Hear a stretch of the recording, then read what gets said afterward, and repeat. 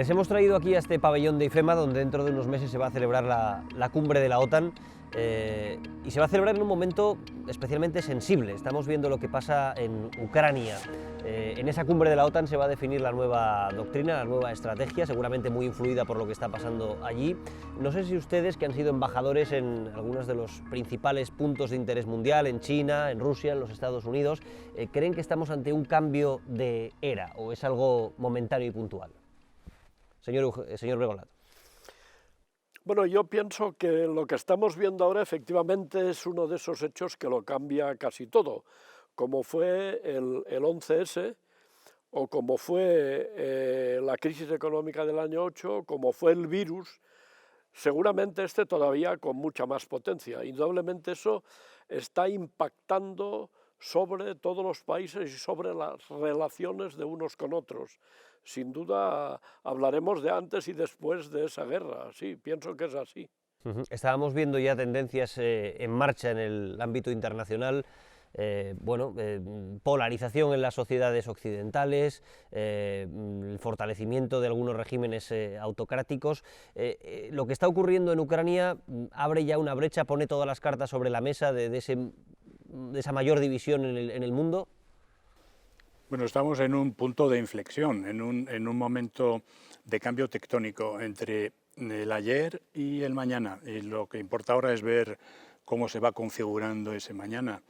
Las grandes crisis, y la guerra de Ucrania es una gran crisis, suelen funcionar como aceleradores de tendencia. Lo que hacen es ser catalizadores de tendencias, de corrientes subterráneas o menos subterráneas previas. Y es cierto que ha habido o había un proceso de redistribución de poder en el mundo, comenzando por el poder económico, que luego se traduce en los otros ámbitos del poder. Eso es lo que ha dado en llamarse la gran convergencia, que sucede a la gran divergencia que se inició con la guerra del opio, primera guerra del opio en 1839.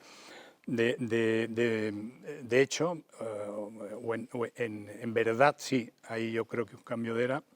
Y esto va a ser particularmente significativo para Europa, porque Europa va a tener que darse de bruces con la realidad de la geopolítica. Durante el periodo de primacía después de la Guerra Fría, de la hegemonía liberal, el ideario que lo ha sustentado ha sido el idealismo, de alguna manera, ¿no? Y ahora tenemos que hacer un aprendizaje rápido del realismo, el retorno de la geopolítica, y cómo las políticas de poder pueden utilizar como instrumento la guerra. La guerra es una realidad persistente a la que nos habíamos desacostumbrado los europeos, pero que está ahí y es algo de lo que tenemos que comenzar a asumir. Le pregunto entonces, señor Dezcayar, no sé si coincide con ese análisis de que estamos realmente en un cambio de era, digamos. Si es así, ¿qué escenario cree que nos puede esperar? Bueno, yo creo que efectivamente sí estamos en un cambio de era geopolítica, ¿no? Lo que pasa, vamos a ver, el mundo está funcionando con normas que se establecieron al final de la Segunda Guerra Mundial, en aquellas conferencias de San Francisco, ¿verdad?, de Bretton Woods, se crea el Fondo Monetario Internacional, las Naciones Unidas, se crea el Banco Mundial y todo eso. Esas reglas fueron adaptadas en cierta medida cuando cae la Unión Soviética, desaparece la Unión Soviética y desaparece la Guerra Fría. Esas normas son las que se están poniendo en duda en este momento, ¿no? Han entrado en la escena, el gran teatro del mundo calderoniano, han entrado con mucha fuerza, pues China sobre todo, con un deseo de reescribir esas reglas de acuerdo con otra cultura, otra forma de ver las cosas, y esa es la situación en la que nos encontramos, ¿no? Como bien decía mi compañero hace un momento, ¿no? Las guerras actúan a veces como catalizadores, como aceleradores de procesos que están en marcha. Yo estoy convencido que estamos pasando en este momento de un mundo que ha sido multilateral durante unos años, basado pues en reglas fuertes, en instrumentos para resolver los conflictos entre países, en organizaciones internacionales, en pactos defensivos, y estamos pasando ahora a un mundo más que multilateral, pluripolar, donde va a haber distintos polos enfrentados con tensiones, con proteccionismo, con guerras comerciales, va a ser un mundo más antipático y quizá no sea multipolar, quizá sea realmente bipolar imperfecto, porque va a haber dos grandes potencias, que serán Estados Unidos y China, que tendrán que contar con otros en algunos temas, ¿no? Si se habla pues, de desarme, habrá de contar con Rusia, si se habla de economía, habrá de contar con la Unión Europea, pero vamos a un mundo que, mire, es un mundo que está terminando, pero que no acaba de terminar, es un mundo que está naciendo, pero que todavía no, y como diría Macri, estamos en un momento o Magris, estamos en un momento que es la época de los monstruos. Las épocas de los monstruos son épocas incómodas para vivir, ¿no? Y es la que estamos viviendo en este momento. Plantea el señor Dezcayar que estamos en un mundo más peligroso, donde hay potencias revisionistas, quieren reorganizar de alguna manera las reglas del juego. ¿Cree, señor Bregolat, que puede haber un entendimiento para redefinir las relaciones internacionales entre, digamos, China, Estados Unidos, Rusia en otro nivel, o vamos a mundos que serán compartimentos estancos, con cierta hostilidad, con sistemas aislados unos de otros? Sí, empalmando con lo que acaba de decir Jorge, me parece claro que tiene que haber una correlación entre la realidad internacional y el orden internacional que está sobrepuesto. Terminan las guerras napoleónicas y en el Congreso de Viena se establece un orden que responde a las nuevas realidades, derrota de Napoleón, etc., y que dura durante 100 años. Primera Guerra Mundial termina con Versalles, que luego resulta que se hizo mal y eso llevó a la Segunda, pero las nuevas realidades, que son la derrota de los imperios centrales, en Versalles se establece un orden internacional que pretende adaptarse a esas nuevas realidades. Segunda Guerra Mundial, son las conferencias de guerra, Roosevelt, Churchill y los demás, Stalin, los que establecen un nuevo orden internacional. Bien, luego viene el hundimiento de la Unión Soviética al fin del Pacto de Varsovia. Todo eso es un cambio mayúsculo, tan grande como una guerra mundial.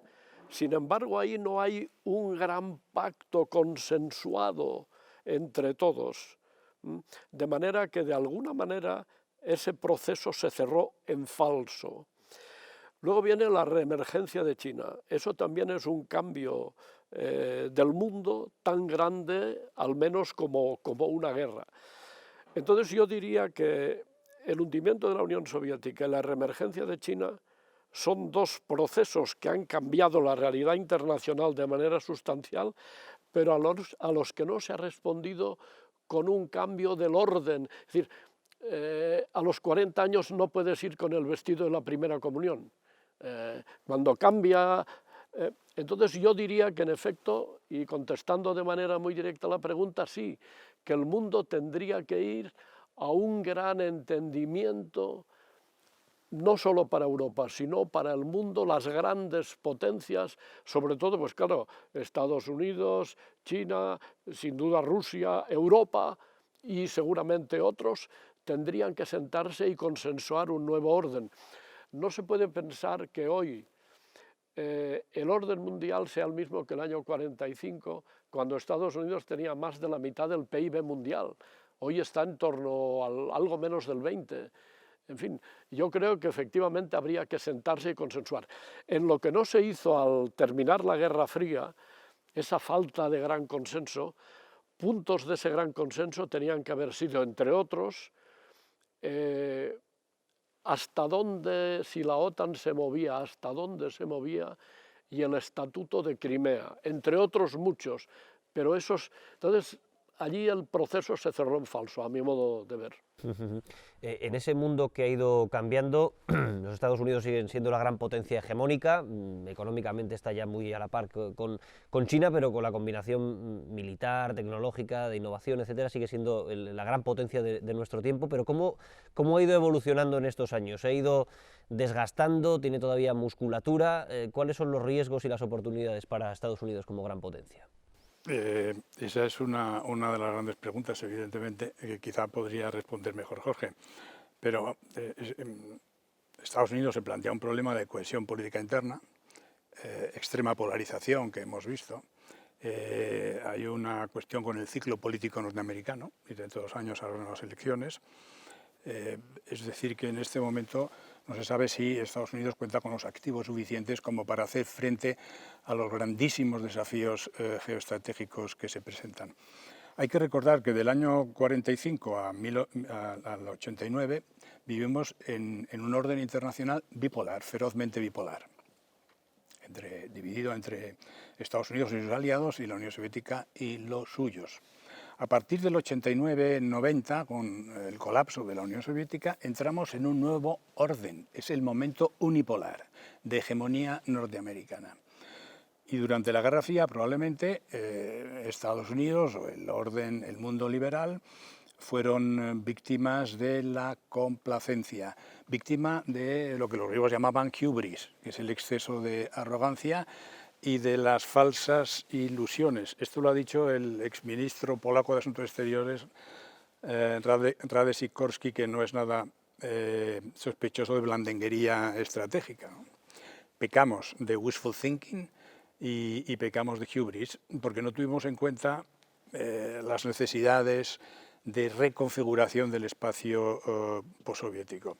El problema es que ahora, así como la bipolaridad se declinaba frente a la Unión Soviética, ha surgido, como dice muy bien Eugenio, la gran potencia emergente que es China. Hace 52 años Kissinger consiguió triangular la relación entre Estados Unidos, China y Rusia y consiguió separar a Pekín de Moscú. Y ahora los norteamericanos, antes de la guerra de Ucrania, algunos por lo menos entendían que había que triangular, hacer un Kissinger a la inversa, habría que triangular, tratando de separar ahora a Moscú de Pekín, porque Pekín se percibía, no lo olvidemos, y está en la última estrategia de defensa de Estados Unidos como el gran contrincante, la gran amenaza, y que ambos países podían caer fácilmente en la llamada trampa de Tucídides, que se convirtió en un paradigma que repitió incluso Xi. Es decir, China tiene que evitar caer en la trampa del middle income y en la trampa de Tucídides, es decir, que se convirtió en un paradigma operante, ¿no? Operativo. Por tanto, yo lo que creo es que la polarización de la guerra de Ucrania nos va a llevar a una bifurcación, a una bifurcación, y que va a haber que habrían dos escenarios posibles. Uno que es una reasunción de la bipolaridad, pero con un polo del otro lado fortalecido, porque sería una alianza estratégica entre Rusia y China, o un orden multipolar, que es el que los europeos querríamos. Un orden en el que haya diversos actores que mantengan entre sí algún tipo de equilibrio o balanza de poder. Es el arquetipo de Westfalia, digamos, de 1648. Pero yo me temo que por lo menos en el próximo futuro la polarización de Ucrania, la revitalización de la dimensión atlántica de la seguridad europea, nos va a llevar más bien a una fuerte bipolarización. Y va a haber, señor Dezcayar, a raíz de esta crisis, de esa confrontación con Rusia, de esa mayor tensión, ¿cree que Europa se va a mirar más a los Estados Unidos, se va a acercar más a los Estados Unidos? Siempre ha habido este debate de si Europa hacía lo suficiente, por ejemplo, en cuanto a gasto de defensa dentro de la OTAN. ¿Cree que con esto ese debate se cierra y Europa va a mirar más hacia Washington? Yo creo que una de las consecuencias inmediatas que ha tenido la invasión de Ucrania ha sido el resucitar a la OTAN. Macron decía hace unos meses que estaba en muerte cerebral y hoy en día está más pujante que nunca, ¿no? Otra cosa que ha tenido es revitalizar la relación transatlántica, que había sufrido mucho en la época de Donald Trump, cuando Trump pues apoyaba el Brexit, ¿verdad? O apoyaba, en fin, decía aquellas cosas como que la seguridad de Europa no vale la vida a un soldado americano, cuando ha habido miles de soldados americanos que han muerto por la libertad de Europa contra el nazismo. En fin, la relación transatlántica sufrió mucho en la época de Trump y se ha revitalizado. Otra cosa que ha sucedido es que Europa se ha puesto a las pilas y yo creo que eso es muy positivo también, ¿no? Europa, pues las medidas que ha tomado de enviar 1.000 millones de euros de ayuda militar con cargo a los presupuestos comunitarios, la ayuda que hizo con el COVID con cargo a los presupuestos comunitarios, la decisión de aceptar a tantos refugiados como vengan, el haberse puesto de acuerdo a 27, que es muy difícil, sobre un paquete de sanciones muy fuerte, yo creo que es un paso adelante muy importante en la integración de Europa. Una integración que yo creo que es esencial. Y aquí se plantean dos problemas. Esa integración tiene que tener necesariamente un componente defensivo. Es decir, Europa siempre se ha dicho un gigante económico, un enano político, porque no es capaz de proyectarse con una opinión única hacia el exterior, no tiene una política exterior y de defensa común, igual que no tiene una política energética común. Europa tiene que integrarse, entonces, también en defensa. ¿Tiene que hacerlo en la OTAN o tiene que hacer una defensa autónoma europea? Ese es el gran debate. Yo creo que, claro, es que puede venir otro Donald Trump dentro de 4 años. Y si viene otro Donald Trump, ¿qué pasa con la relación transatlántica? ¿Podemos fiarnos de Estados Unidos? Yo creo que un problema muy grave de la época de Trump es que ha roto la confianza que había existido durante mucho tiempo en que la seguridad de Europa estaba garantizada por los americanos. Con Biden parece que lo está, pero ¿qué pasa si vuelve otro Trump? Entonces, en este momento yo creo que el debate sobre la defensa autónoma europea, la crisis de Ucrania, como tantas otras cosas, tiene un efecto revulsivo. Lo que hace es potenciar la OTAN en este momento, que es la que de verdad puede proteger a Europa, y retrasa en el tiempo la necesaria autonomía estratégica europea. Pero que los europeos tenemos que contribuir a nuestra defensa no me ofrece ninguna duda. Cuando yo estaba en Estados Unidos me hablaban de Europa como decían, un sitio muy bonito para catedrales, ¿verdad?, con museos y tal, pero son ustedes como un herbívoro bonachón, incapaz de pegar una cornada para defender su trozo de pasto cuando tienen a un lado una Rusia expansionista y una ribera sur del Mediterráneo desestabilizada. Pónganse las pilas. Ustedes son Venus, hedonistas, nosotros somos Martes, guerreros. Hombre, hemos dependido demasiado. Yo comprendo que los americanos están hartos de cuando hay un problema en Europa, sea Yugoslavia, sea en Libia, sea tener que ser ellos los que nos saquen las castañas del fuego.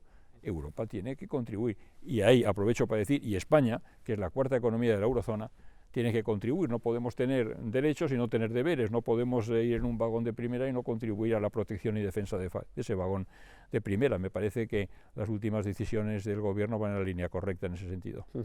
Decía el señor Bregolat antes que habíamos visto en las últimas décadas cambios de gran calado, ¿no? La caída de la Unión Soviética, la emergencia de China, que deberían de impulsar un cambio en el orden mundial, un cambio en las reglas de juego. ¿Cree que esta crisis de Ucrania es de alguna manera un episodio mal cerrado también de aquella disolución de la Unión Soviética? ¿Cómo se tenía que haber gestionado ese miedo o esa paranoia, entre comillas, de Rusia hacia la seguridad en sus límites, en sus zonas fronterizas? ¿Cree que se podía haber hecho de otra manera? ¿Hay alternativa para alcanzar un pacto de seguridad que contente a Moscú? ¿Qué se puede solucionar por esa vía? Había el editorial del Financial Times del día 4, hace unos días, 4 de marzo, se titulaba La semana que cambió el mundo. Y allí había una frase que a mí me llamó la atención, que era: ¿cómo es que Occidente hemos llegado a un punto en relación a Ucrania en que la única alternativa que se nos ofrece es bien contemplar como meros espectadores los horrores que se están infligiendo en Ucrania, o si no, si queremos intervenir, correr el riesgo de un conflicto global? Claro, detrás de esa pregunta, ¿cómo hemos llegado ahí?, se esconde otra, que es: ¿acaso habremos hecho algunas cosas mal que puedan haber contribuido a todo eso? En Estados Unidos ha habido una cantidad importante, diría, las principales personalidades de la geoestrategia americana, que llamaron la atención sobre todo eso que estaba pasando. El primero fue Kennan, el considerado principal geoestratega de Estados Unidos del siglo pasado, el hombre que diseñó la contención de la Unión Soviética, que anticipó que se iba a caer, había trabajado en Rusia varias veces. Bueno, aquel hombre dijo: la ampliación de la OTAN es el peor error que ha hecho Estados Unidos después del fin de la Guerra Fría, y eso puede tener consecuencias potencialmente épicas. Desgraciadamente, la primera guerra de Ucrania de hace unos años y la de ahora, pues le han dado la razón. El que era embajador de Estados Unidos en Rusia en el momento que se hunde la Unión Soviética era Robert Strauss. Y este hombre dijo, en un telegrama que puso a Washington, un análisis: Lo peor que ha pasado el año 91 no es el fin del comunismo en Rusia. Lo peor que ha pasado es el hundimiento de la Unión Soviética, porque este era un cuerpo que llevaba muchos años en pie, con un corazón, con algo muy próximo a su corazón que se llama Ucrania. O sea, tremendo. Kissinger y Brzezinski, en sendos artículos, Kissinger en el Washington Post y Brzezinski en el Financial Times a principios del 14, cuando acababa de terminar la Primera Guerra de Ucrania, los dos dijeron que lo que correspondía a Ucrania era la finlandización. O sea, como la fuerza de Rusia es la que es, la de Ucrania es la que es, y la que tiene Ucrania no va a venir la OTAN a complementársela, pues dijeron eso, que es lo que en definitiva acaba de admitir hace 2 días el presidente Zelensky, que está dispuesto a aceptar, cosa que a lo mejor si hubiese dicho hace un mes, tal vez las cosas hubiesen sucedido de otro modo. Entonces, en definitiva, yo pienso que, claro, los hechos históricos nadie los puede cambiar, son irreversibles, pero yo creo que si ahora se pudiera rebobinar y se pudiera volver a los 80s, cuando llegó Gorbachev al poder, una serie de cosas, creo yo, se harían diferente. Ya para terminar, les planteo esta cuestión a todos.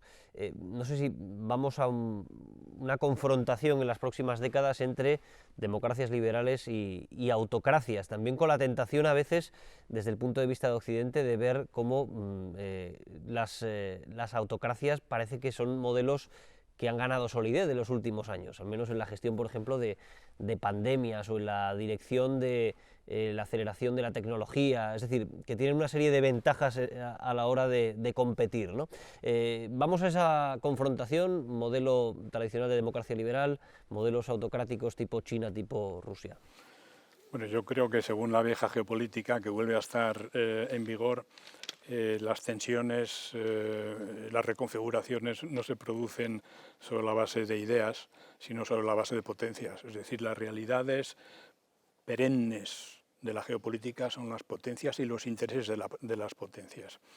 Y lo demás es un recubrimiento de ideas que pueden servir para justificar la defensa, la búsqueda de intereses por parte de esas potencias. Por tanto, yo creo que sobre todo tenemos que poner el acento en las potencias.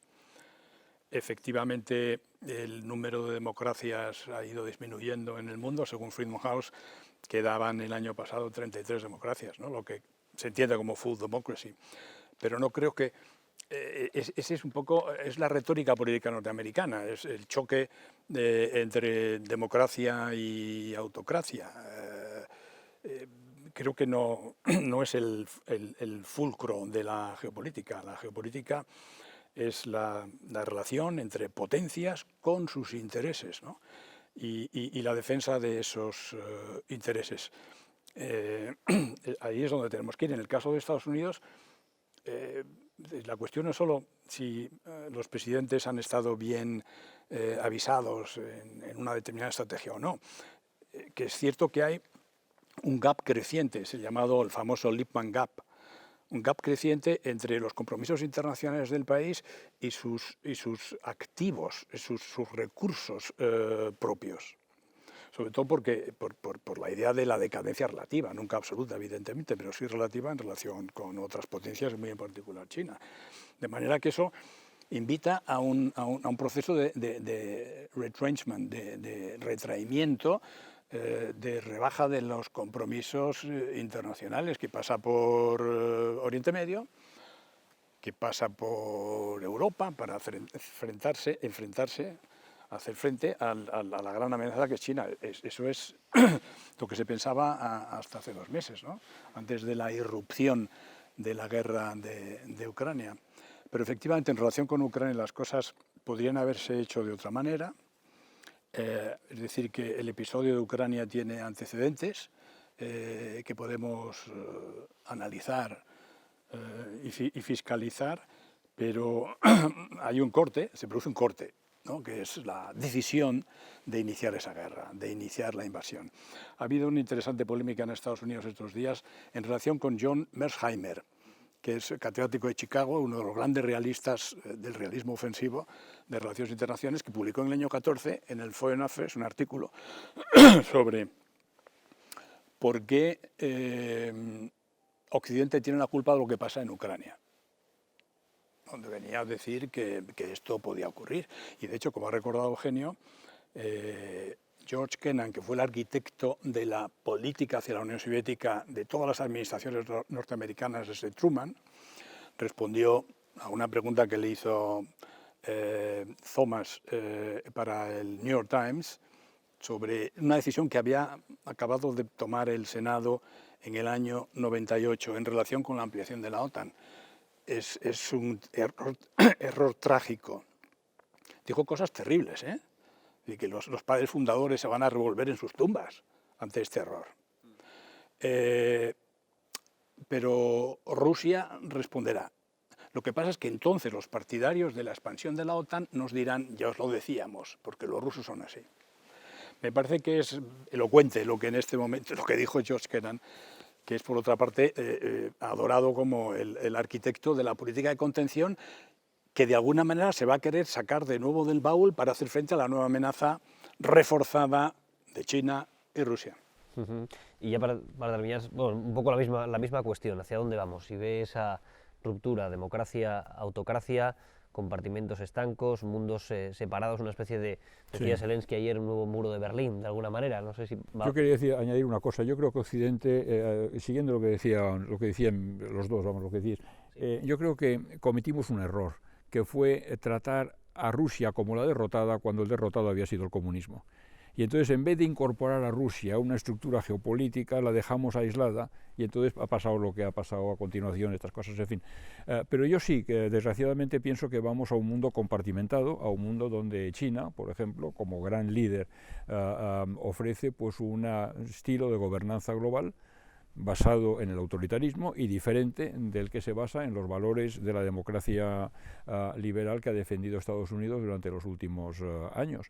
Y bueno, Occidente ha dominado el mundo y ha impuesto al mundo sus valores. Hoy sería imposible adoptar por consenso, como se hizo la Declaración Universal de los Derechos Humanos, porque hay gente que dice, mire ustedes, que esos han pasado ustedes por el Renacimiento, que ha puesto al ser humano en el centro de la creación, han pasado ustedes por Descartes, que ha puesto, pues ha distinguido entre el hombre, la divinidad y la naturaleza, han pasado por la Ilustración, que ha puesto la duda en el centro del debate racional. Nosotros no hemos pasado por ahí. Nosotros tenemos a Confucio, que no es menos, pero que piensa que el principio de autoridad es importante, que el respeto a los ancianos es importante, que el principio pues, de la meritocracia es importante, que el individuo no está por encima del grupo. O están los musulmanes que dicen, oiga, ¿qué me dice usted de igualdad de género? ¿Pero qué es eso? ¿No es lo que dice el Corán? ¿O por qué la religión tiene que reducirse a la esfera privada? El problema es que tenemos que pactar ahora unas nuevas normas de funcionamiento con regímenes que responden a historias y tradiciones culturales que no son las nuestras. Y no podemos imponer las nuestras al mundo, tenemos que negociar con ellos esas nuevas normas. Claro, negociar con ellas esas nuevas normas es muy difícil hacerlo cuando estás bombardeando gente o tienes una pistola encima de la mesa. Hay que desear que las cosas se calmen y luego hay que sentarse y empezar a hablar. Porque, como decíamos al principio de todo esto, estamos en el fin del mundo y el principio de otro. Y en este momento las reglas antiguas dejan de servir porque la gente deja de respetarlas y la prueba es Ucrania, donde no se respeta la integridad territorial ni se respeta la soberanía, algo que Rusia se había comprometido a hacer en el año 94, cuando se llevó otros arsenales nucleares Claro, dice uno, unas conversaciones de paz ahora, ¿me puedo fiar? ¿Me puedo fiar de lo que me dice un señor que hasta 2 días antes de la invasión negaba que se iba a producir, que ha violado el acuerdo que tenía de respetar las fronteras y la soberanía territorial de Ucrania del año 94? Pero no hay más remedio que hablar con la gente, porque la política tiene que ser realista, no se basa en ideales, sino tiene que basarse en lo que hay, y lo que hay son países, como decía Luis Felipe, e intereses de esos países, ¿no? Y entonces pues habrá que encontrar un nuevo modus vivendi, y habrá que hacerlo entre todos. Y hasta que eso no se logre, viviremos una época de incertidumbre, de tensiones, de incomodidad y de me gustaría ser más optimista, ¿verdad? Pero es como lo veo, ¿no? Va a ser una época incómoda de vivir. Pues les agradezco muchísimo a los tres que hayan estado con nosotros y que nos hayan ayudado a dibujar las tendencias que están en marcha y que seguramente van a continuar desarrollándose en las próximas décadas. Muchas gracias a los tres por estar en el Telediario. Muchas gracias. Muchas gracias.